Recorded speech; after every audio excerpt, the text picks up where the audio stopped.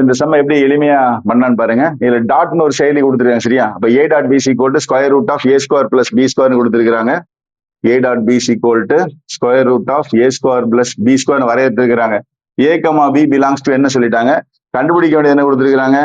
3.4.5 கண்டுபிடிச்சிருக்காங்க சரியா. ஃபர்ஸ்ட் நம்ம என்ன பண்ணுவோம், அந்த 3.4 ஃபர்ஸ்ட் கண்டுபிடிச்சிரும் சரியா. 3.4ங்கிறது ஏற்கனவே தெரியும் என்ன பண்ணணும். ஏக்கு பதிலாக 3 ஸ்கொயர், பிக்கு பதிலாக 4 ஸ்கொயர் இல்லையா. அப்போ 3 ஸ்கொயர்னா 9, 4 ஸ்கொயர்னா 16 இல்லையா. அப்ப எவ்வளவு √25 ஈக்குவல் டு 5 இல்லையா. அப்போ 3.4 அப்படிங்கிறது எவ்வளவு 5 கரெக்டா. நம்ம கண்டுபிடிக்க வேண்டியது என்ன 3.4.5 இல்லையா. அப்ப 3.4க்கு ஒரு 5 இருக்கு, நீ கண்டுபிடிச்சிருக்கோம் இல்லையா. 5 ஸ்கொயர், அப்புறம் ஆல்ரெடி .5 தான் இருக்கு, அப்ப பிளஸ் 5 ஸ்கொயர் இல்லையா. அப்போ square root of 5 square value எவ்வளவு 25 பிளஸ் 25. 25 பிளஸ் 25ங்கிறது ஸ்கொயர் ரூட் ஆஃப் 50. இது எப்படி பிரிக்கலாம்.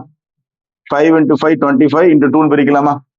2 5 ரூட்ல தான் நம்ம ஏற்கனவே பார்த்துருக்கோம், ஒரு 5 வெளியெடுக்கலாம் இல்லையா. 5 பேலன்ஸ் வந்து √2. So 3.4.5 answer 5√2. அது இங்க ஆப்ஷன் பில இருக்கு சரியா. ஸோ இந்த மாதிரி கணக்குகளை எளிய முறையில் தெரிஞ்சுக்கணும் அப்படின்னு சொன்னா மறக்காம நம்ம சேனலை சப்ஸ்கிரைப் பண்ணிக்கோங்க. பெல் ஐக்கான பிரஸ் பண்ண மறந்துடாதீங்க. உங்க நண்பர்களுக்கும் மறக்காம ஷேர் பண்ணுங்க. நன்றி.